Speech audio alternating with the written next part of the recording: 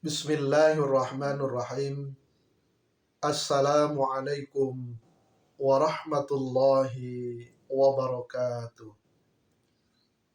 Hamdan wa syukran lillah. Salatan wa salaman ala rasulillah. Wa ala alihi wa ashabihi wa mawala. Amma ba'du. Para pemirsa yang dirahmati oleh Allah subhanahu wa ta'ala.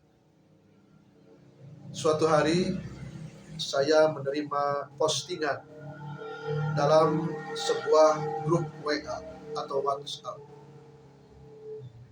Postingan tersebut berbunyi kurang lebih seperti ini.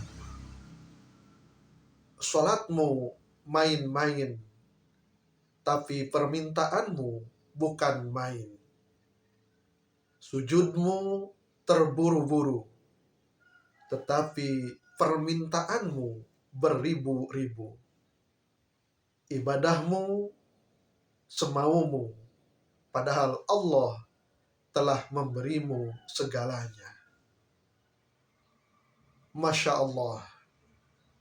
Mungkin para pemirsa ada yang pernah menerima atau membaca statement atau postingan yang saya bacakan barusan. Isi postingan tersebut terasa sangat menohok, menonjol, bahkan menampar diri saya. Betapa tidak kita menyadari, kita mengakui, terutama saya sangat menyadari dan mengakui betapa dalam hidup ini kita banyak meminta kepada Allah Subhanahu wa ta'ala. Kita dapat atau kita banyak permohonan kepada Allah Subhanahu wa ta'ala, banyak hajat dan keperluan, dan sering permohonan dan segala hajat kita ingin semuanya dikabulkan oleh Allah Subhanahu wa ta'ala. Tanpa disadari dan tanpa menyadari bagaimana pengabdian kita kepada Allah Subhanahu wa ta'ala. Bagaimana ibadah yang selama ini kita laksanakan. Saya sangat menyadari bahwa selama ini terkadang ibadah yang kita laksanakan, misalnya ibadah sholat, kalau dalam bahasa Sunda ada istilah cupar kewajiban atau puraga tambah kadenda. Artinya kita sudah merasa tenang, sudah merasa nyaman apabila kita sudah melaksanakan kewajiban sholat tersebut, tanpa kita memperhatikan, tanpa kita memperdulikan bagaimana kualitas sholat kita, bagaimana kualitas ibadah-ibadah kita yang lain yang selama ini kita kerjakan. Tetapi di satu sisi, permohonan kita bertubi-tubi, doa kita, harapan kita, keinginan kita, ingin semuanya diijabah, ingin semuanya dikabulkan oleh Allah Subhanahu wa ta'ala. Padahal sehari semalam kita berikrar kepada Allah dalam sholat kita, ketika kita membaca surah Al-Fatihah. Iyyaka na'budu wa iyyaka nasta'in. Hanya kepadamulah kami menyembah, hanya kepadamulah kami beribadah dan mengabdi, dan hanya kepadamulah kami memohon pertolongan.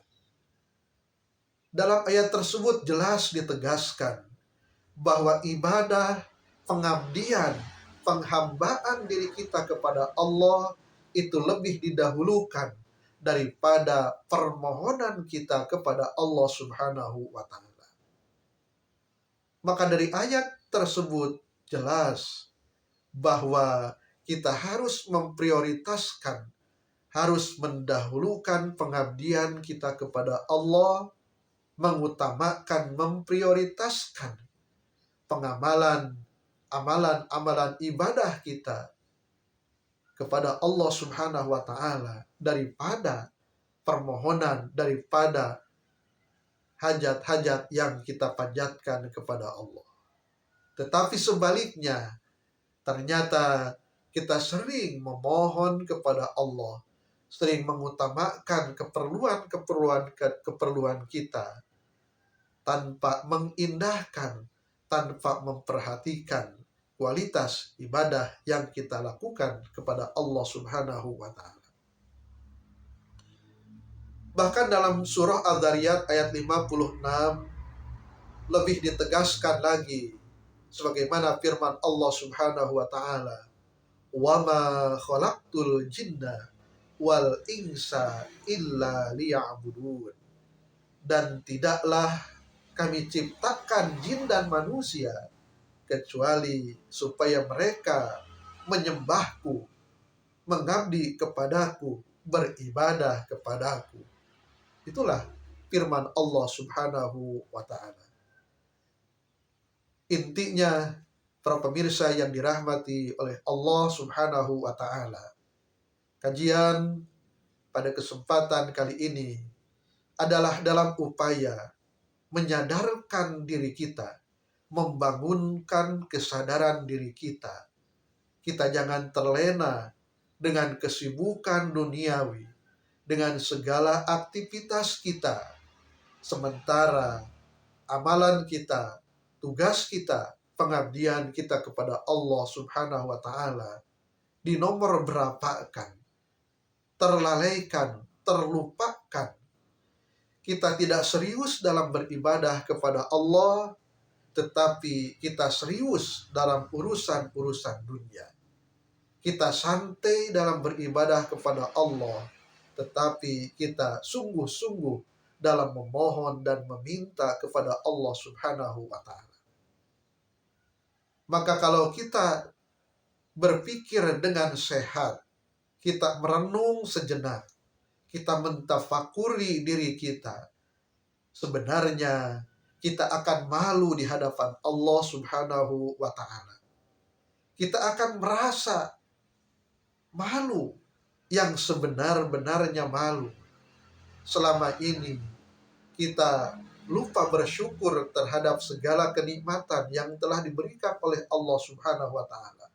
Tanpa diminta pun, sebenarnya telah begitu banyak kenikmatan yang telah Allah berikan. Tetapi ternyata penghambaan kita, dedikasi kita, ibadah kita kepada Allah tidak serius dan asal-asalan.